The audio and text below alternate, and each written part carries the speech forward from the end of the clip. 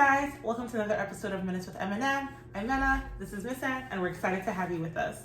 So, this week we're going to be talking about a trope that comes up a lot in TV shows, which is where people are friends with each other, best friends, but they also kind of hate each other and like sabotage each other, or like they want bad things to happen to each other. It's not giving best friends, it's giving enemies, the person you dream about bad things happening to. And I don't get it, you know? If I called someone my best friend, I would never like stand in the way of them getting a job or like sleep with their boyfriend. Like these are things you do to people you hate. I don't know. So that's what we're going to be talking about today. And it's something that I feel like, or we feel like, is very dominant in two specific categories. So the first one is like female-centric shows, female leads, female friend groups. And that's like Girls, Girlfriends, Sex in the City, Desperate Housewives, Scream Queens. Like, it's about women who are all friends. And okay, Scream Queens is a bit different because, like, you know, it's kind of a jokey joke show and the Chanels all hate each other, which is apparent, but they're also best friends. But like in general, it's like they're a group of women and they're all friends and they've been in each other's lives for a long time. And it's like, that's an interesting observation. Have we ever seen this in male friendship group show dynamics? No, but I will. My only defense I'll put for that is that I can't even come up with that many male friendship group dynamic shows, period. Yeah, that's true. Because like I can think of a ton of shows that are just like, these women are friends, and they don't do that for men. But aren't men winning? Because when they do these women are friends, they now treat each other terribly. But also, let's both look at our list, because my list is more female friendships than male friendships. Mine actually has men. I actively was like, let me look for some men to talk about. But so that's I can funny. join Maybe them. it's just the kind of shows we both watch, because I looked through most of my shows and like the ones that I was able to point like toxic best friendships were more like female friendships. Oh yeah, I think it's definitely a writer thing. Like I think it's easier and more fun for them to write like catty women, and it's a mix of two things.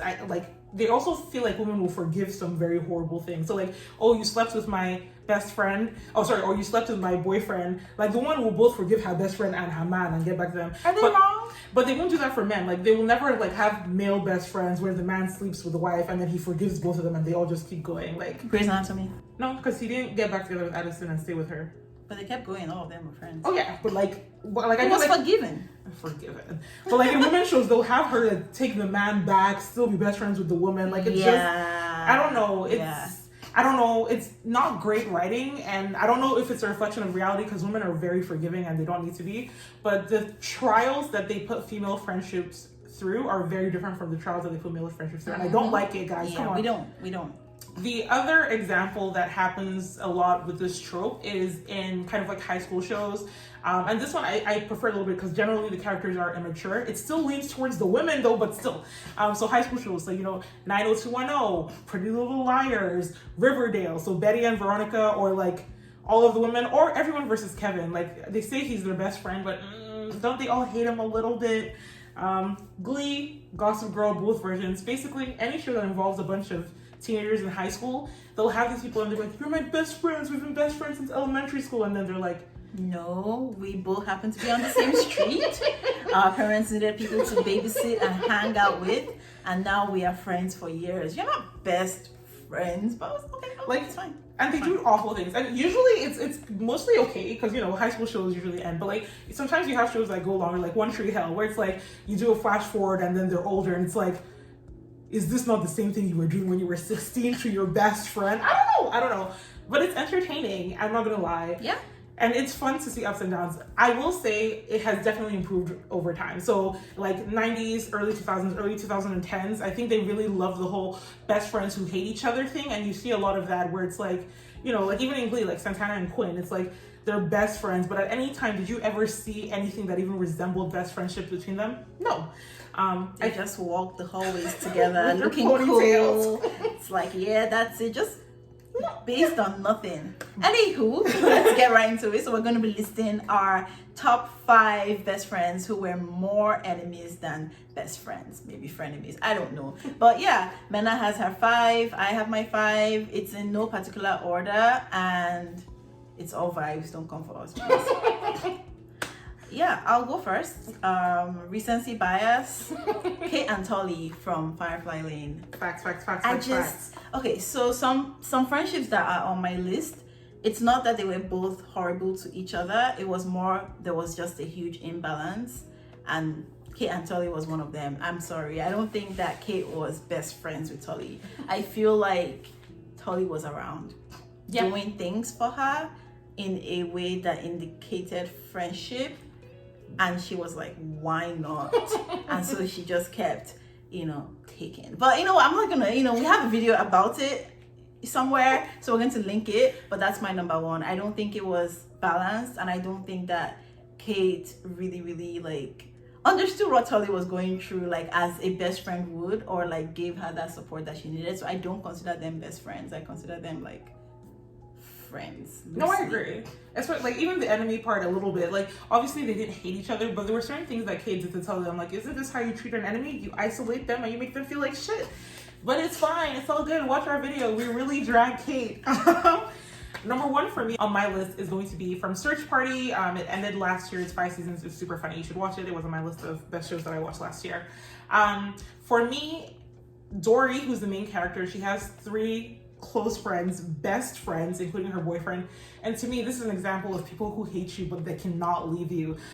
Especially Portia and Drew. Like, Portia and Drew despise Dory, but they just can't get away from her, and they want to blame her for everything that's wrong, but at the end of the day they just want to be in her orbit. So they're like, oh, you're my girlfriend or the love of my life or my best friend, but really they hate her. I mean, you know what, sometimes they're a bit honest about it. It comes to the surface, but to me that's a perfect example of they're going around telling everybody this is my best friend in the world, but really they're praying for your downfall. Enemies. So number 2 on my list is, this is an obvious one, Serena and Blair from Gossip Girl. Oh my gosh, like, where do I begin? Like sleeping with your boyfriend, like preventing you from getting into certain colleges. Like it gets to a point where I'm just like, think about what you are doing right now. You're bringing your parents into it, you're spending money, you are bringing other professionals into your bullshit. Like someone's here, like just coming on set for a photo shoot, but before you know, the model is missing, or her dress is torn. It's no, you guys are not friends. Like I am exhausted. Like it was, I like the drama, but it was just up and down. So let's not pretend that they were friends. Special shout out to Julien and Monet from the new Gossip Girl. Same vibe, whatever. But like, no fact. Like, if this, you know what? I was about to say if this is how you treat your friends, but how do you treat your enemies? Well, they treat their enemies the exact same way. So, except your enemies might end up in jail or rehab. Wild. So next up for me is going to be from How to Get Away with Murder. So generally the 5 kids, they're in law school, they've already finished undergraduate, they're in their 20s, but specifically Michaela and Connor, because at various times throughout the show, we're besties, oh, I'm staying with you because I can't stay at home, like we got each other's back, but constantly putting themselves first, betraying each other. And again, as a group, they were constantly doing this to each other, especially Mrs. Castillo. But when, like, that final season, I think it was crazy to me because they, like, really aligned and they're like, oh, we're going to lie against Annalise together, we're doing this. And then both of them independently turn against them in secret and still pretend like they're working together. And, like, you hate each other. And you know what? I will give them grace. They're one of the few cases where I can even understand that you're stuck with this person if you don't want them on. Hey, we've committed a few murders. We can't really leave each other's orbit. That's why I don't know if they ever consider themselves best friends. I mean, they called each other best friends. Really? Yeah. Like, Connor and Michaela, like, had some really cute moments. And that's why whenever, like, they reverted to their behavior, I was always just like, oh my God, just be loyal. Wes wouldn't let this happen. But yeah, to me, that's just... Again, the things you're doing, the repercussions are so big. Somebody's going to go to jail. Crazy.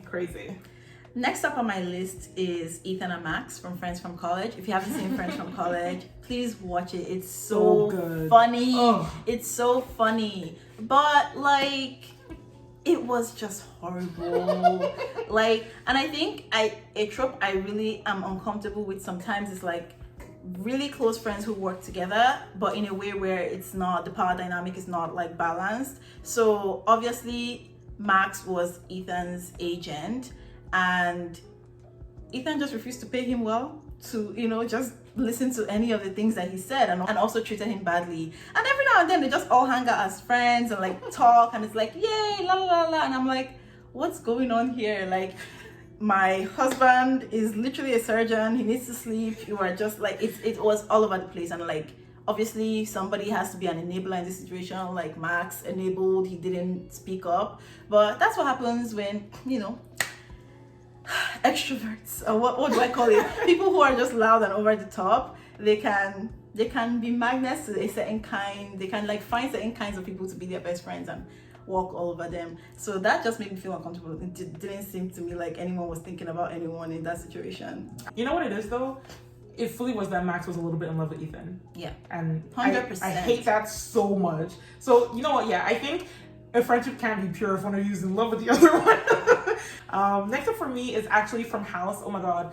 I love House. I love Hugh Laurie. He's so talented. Such a good show. The ending was a bit, but anyway. House and Wilson.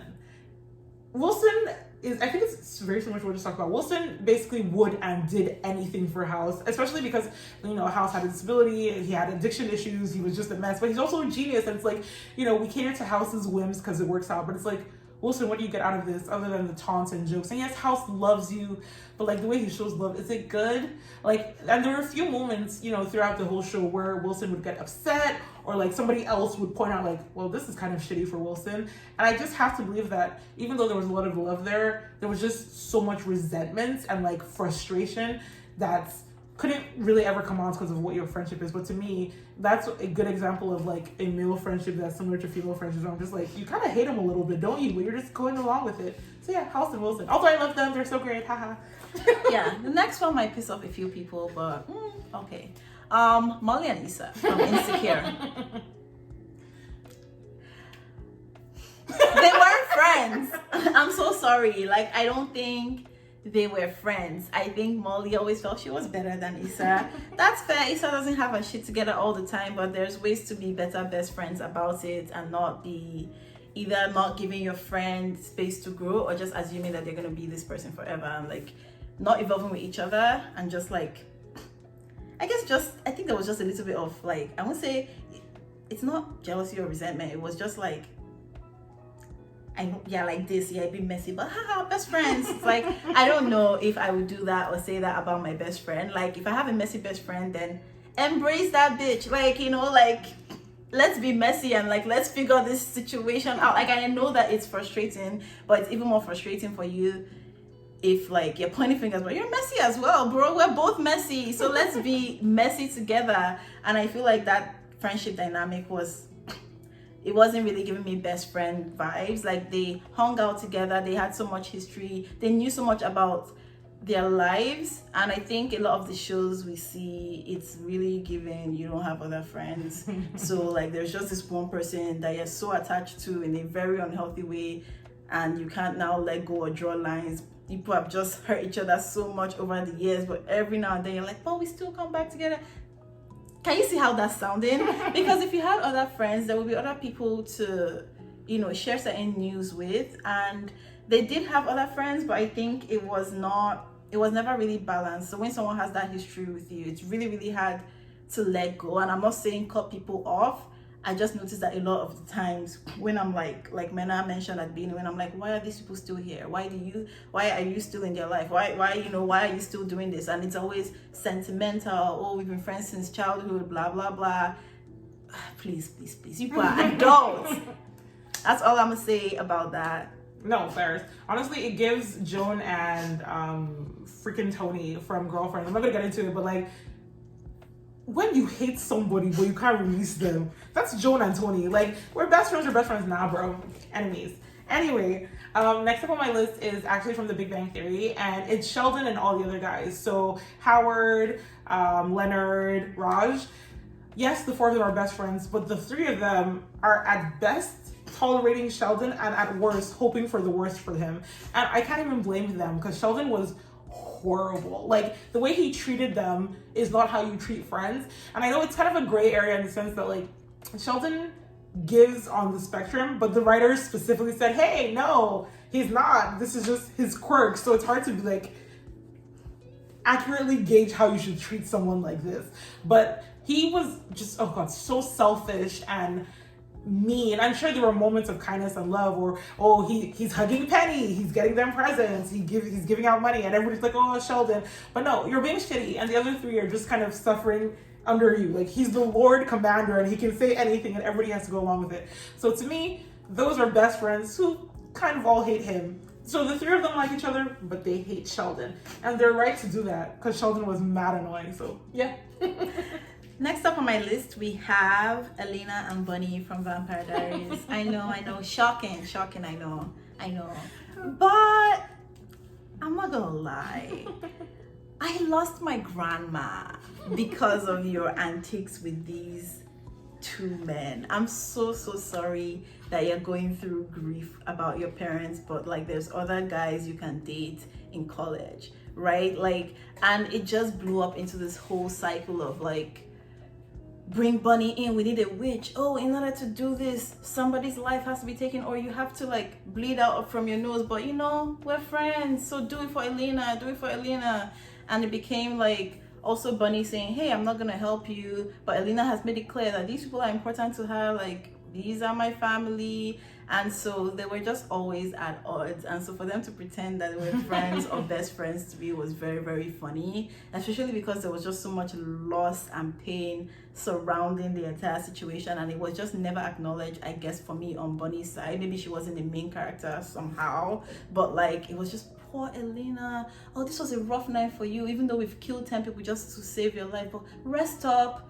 The witch who fainted this night, did anybody go to her door and say, oh, Bunny, I hope you're okay, because Klaus just kidnapped you and forced you to perform this ritual that brought your grandma back from the dead only to die again. But it's okay. It's actually fine. Like, Elena is the only one that matters. And I think a lot of the time it was like that. Mm-hmm. The only true friend there was actually Caroline, because Caroline would show up for both of them all the time. And they were always like, but we're close though. Caroline is, But I'm like, she was actually, to me, a better friend to both of them. And there was even a period where Bunny was not speaking to Elena, but Caroline was like always hanging out with Bunny and trying to like tell Elena that, bro, like she is going through a lot. Like, she just found her mother. Like, why do people have to explain things to you? This is your best friend. That's why I don't believe that they were friends.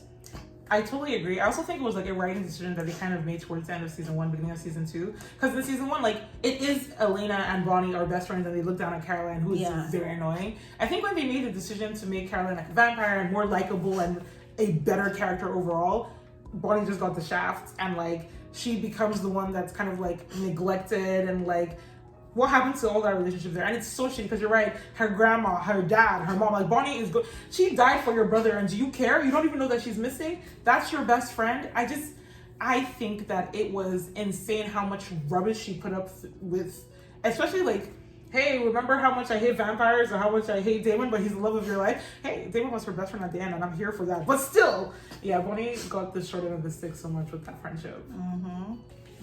Oh, well. And then the final friendship I'm going to discuss is from I May Destroy You, which is a limited British TV show. It's really good, a bit heavy, trigger warning for a lot of the content there. But Arabella and Terry, bro. I know that you can be young and like make mistakes, but theirs is a case where, like, so on like the other shows where it's like, oh, a dramatic on and off, I want to steal this from you kind of thing.